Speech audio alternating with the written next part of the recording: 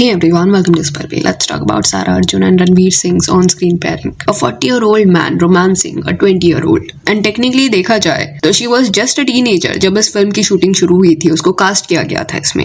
2005 वो बॉर्न है, तो कास्टिंग जब हो रहा था इस फिल्म का, एक्टर्स फाइनलाइज हो रहे थे, तब सारा की एज अराउंड 18 ईयर्स की होगी. एंड मूवी की शूटिंग के वक्त में भी वो 19 की थी. तो ये सारे जो भी सीन्स शूट हो रहे थे वो एक टीनेजर के साथ किए जा रहे थे. यहाँ पे हम सारा या रणवीर को ब्लेम नहीं कर सकते, बिकॉज वो लोग एक्टर्स है. उनके पास कोई वर्क अपॉर्चुनिटी आएगी तो वो लोग उसको मिस क्यों करेंगे. इट इज दिस ऑब्सेशन कि आपको एक्सट्रीमली यंग लड़कियों को स्क्रीन पे देखना है जहाँ पे वो लव इंटरेस्ट का रोल प्ले कर रही है अपोजिट अ मैन जो उससे 20 ईयर्स बड़ा है. ऑलरेडी इस इंडस्ट्री में एक्ट्रेसेस का जो करियर स्पैन है वो बहुत कम रहता है. एक बार एक सर्टेन एज रीच वो लोग कर लेते हैं, उनको उतनी फिल्में नहीं मिलती. एंड अभी तो ऐसा लग रहा है कि और ज्यादा ये लोग एज कम करने का ट्राई कर रहे हैं. 25 के नीचे ये लोग जाने का ट्राई कर रहे हैं. It's like certain Hollywood actors से ये लोग इंस्पायर हो रहे हैं कि 25 के नीचे वाले पर्सन को ही we will entertain. Border line grooming को लोग सपोर्ट करते हैं. Not saying Ranveer Singh is doing this, but ये एक सैड फैक्ट है कि मेजॉरिटी लोग ऐसे मेस्ड अप इक्वेशंस को फैंटेसाइज करते हैं. आई एम प्रीटी श्योर कि सारा का ये पहला इतना बड़ा प्रोजेक्ट था जिसमें वो लीड एक्ट्रेस का रोल प्ले कर रही थी. इस वजह से रणवीर सिंह उसको गाइड या हेल्प करा था. उसकी गलती नहीं है कि फिल्म की मार्केटिंग टीम या जो देखने वाले हैं उन्होंने इसके पीछे रोमांटिक सॉन्ग चिपका दिया. इसी काफी साल तक एंटरटेनमेंट के लिए फिल्मों के ऊपर बहुत ज्यादा लोग रिलाई करते थे. तो बॉलीवुड में एटलीस्ट क्योंकि ऐसे कास्टिंग को इतना ज्यादा नॉर्मलाइज किया गया है कि इवन रियल वर्ल्ड में भी इसका इन्फ्लुएंस देखने मिलता है. ऐसे बॉलीवुड का एक बड़ा रोल होता है सर्टेन इक्वेशंस को नॉर्मलाइज करने में. And time and again grooming को इन्होंने नॉर्मलाइज किया है, चाहे वो फिल्मों में हो या एक्टर्स के रियल लाइफ डेटिंग पैटर्न्स में हो. एक आदमी जो अपने 50s में है वो बॉलीवुड में टीनेजर का रोल प्ले कर सकता है.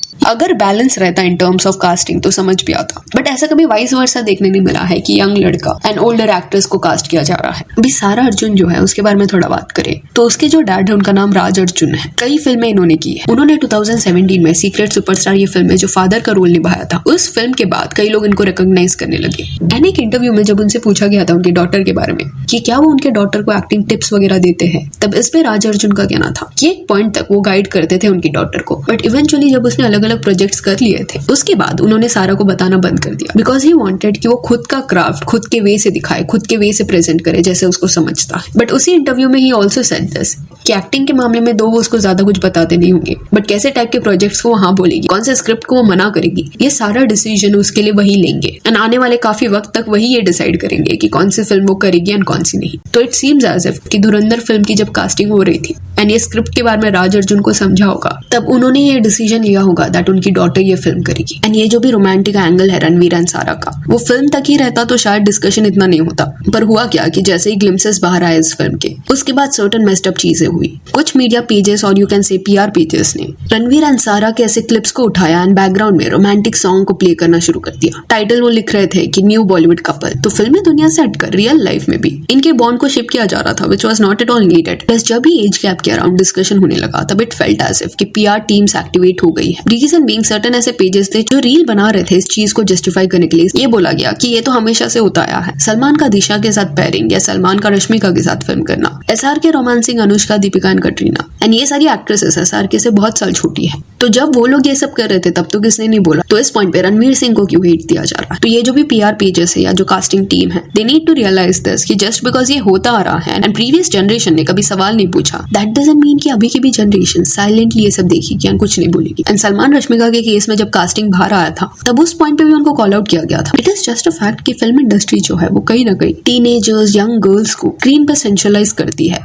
एंड ग्रोन अप्स का या बड़े आदमियों का उनको परस्यू करना इज वेरी नॉर्मल. ऐसा नैरेटिव उन्होंने सेट किया है जबकि it is not normal. Grooming ये वर्ड है उसके लिए. एंड जस्ट फिल्मों में नहीं बट सोसाइटी का भी यही माइंडसेट है इस पॉइंट पे. मलाइका अगर अपने से 12 या 13 ईयर्स यंग लड़की को डेट करे देन ये बहुत ज्यादा शेमफुल है. वो 52 की है एंड अर्जुन 40 की है, तो मलाइका का मजाक उड़ाया जाता है कि फंसा लिया बच्चे को. प्रियंका चोपड़ा अगर निक जोनस से शादी करे जो उससे 10 साल छोटा है, देन अगेन उस पॉइंट पे इनके रिश्ते को डायरेक्टली एक्सेप्ट नहीं किया गया था. whereas दूसरी तरफ शाहिद कपूर अपने मिड 30s में था एंड उसने 15 ईयर्स छोटी लड़की से शादी की थी जो कुछ 20 या 21 ईयर्स की थी. बट क्या सेम रिएक्शन यहाँ पे देखने मिला? बिल्कुल नहीं. रितेश एंड जेनेलिया का रिश्ता आप देखना, इनका लव स्टोरी अगर आप देखोगे तो इट इज सेड कि 10 ईयर्स तक इन्होंने डेट किया था. 2002 में वो मिले एंड 2012 में इन्होंने शादी की.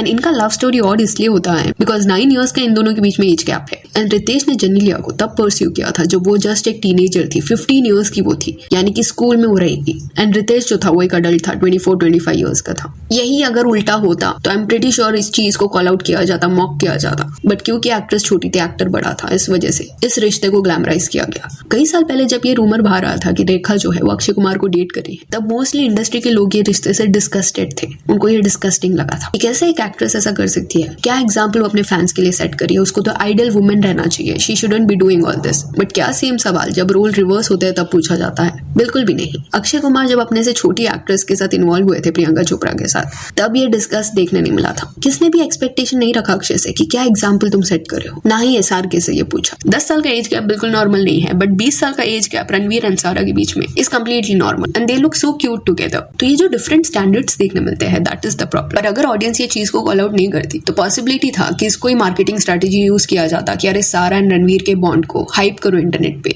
सर्टन इनके क्लिप्स डालो एंड लोग इंटरेस्ट दिखाएंगे फिल्म में। बट क्योंकि कॉल आउट किया गया, इस वजह से इट सीम्स एज इफ कि टैक्टिक इन्होंने चेंज कर दिया। इस वे से अभी वो लोग इसको मार्केट नहीं कर रहे।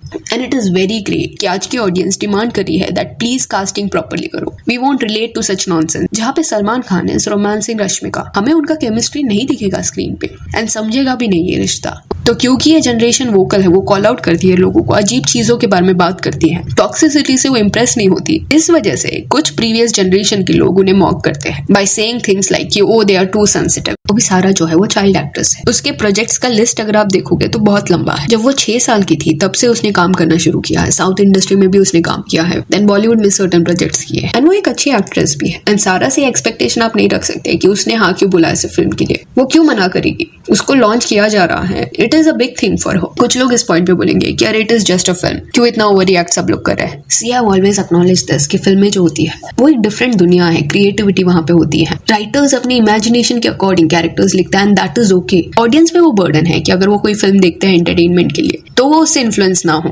तो यहाँ पे कहानी के ऊपर डिस्कशन नहीं हो रहा, बट जो कास्टिंग हो रहा है वो हमेशा से प्रॉब्लमेटिक रहा है। एंड देन सो या that's it for this video, do let me know ये जो पैटर्न टाइम एंड अगेन देखने मिला है इस बारे में आपका क्या कहना है। And if you want you can follow us on Instagram, जिसका लिंक आपको डिस्क्रिप्शन में मिल जाएगा। और ये वीडियो अच्छी लगी तो लाइक एंड शेयर करें और ऐसे और अपडेट्स के लिए चैनल को प्लीज सब्सक्राइब करें। Thank you.